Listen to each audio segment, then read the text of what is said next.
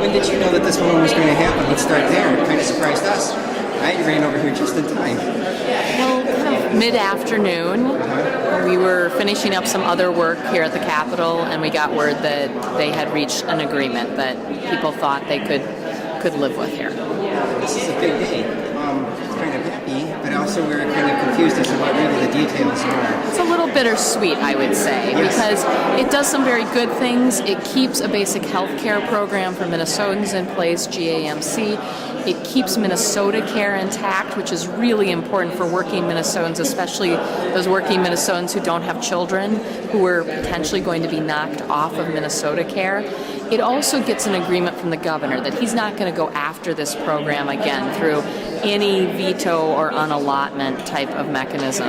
So those are important wins in this. I think the concern is around doctors and nurses who are not in these coordinated care organizations may have some challenges with payments. It makes you almost wonder too if this couldn't actually make work for more man hours for them. Yeah. I could almost see more staff for this kind of coordinated care. Yeah, I think it depends on who is providing the care. It's probably more for nurses and high-level nurses and physician's assistants and people like that, because if you're moving towards a preventative model, and that's the goal here, healthier people, more prevention, more stability, then yes, I think that it could have an effect on the emergency room if we're trying to move people away from the emergency room to that coordinated care. But everybody agrees that is the direction we have to move in the state, is towards coordination of care and prevention. And speaking of what accounted for the tremendous growth in the first place of GAMC, is it really healthcare growing?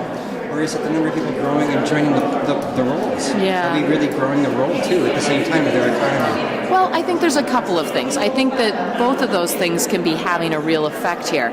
That, overall, we have seen poverty grow in Minnesota over the last number of years, and we have to be working on that issue. We've seen poverty grow in the suburbs in Minnesota, and a lot of people who are in that position do have to rely on something like GAMC, General Assistance Medical Care. So I think that there are a number of factors there.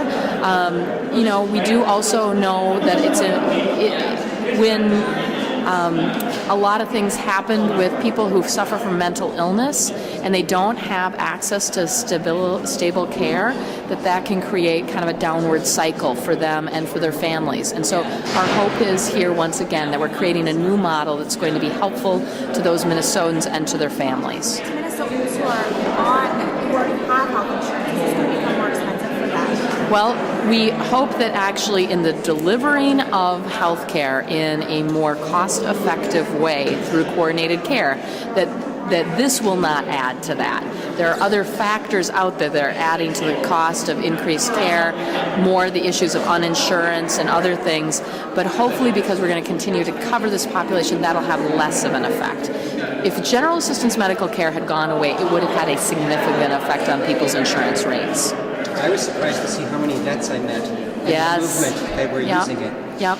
And that's where I think, I can appreciate what the governor has to say, but the reality is we still have 8,000 to 10,000 veterans who get their care through general assistance medical care and are not always eligible for Veterans Administration type care for a variety of reasons, but they serve their country, and we need to be sure that we are taking care of them.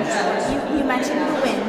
What are some losses? Well, I think this issue of providers and payments is a real, when the governor talked about that we had a reduction in provider payments in the bill that we tried to override of 50%, this has actually potentially a larger reduction. So I really wish the governor would have been accurate about that.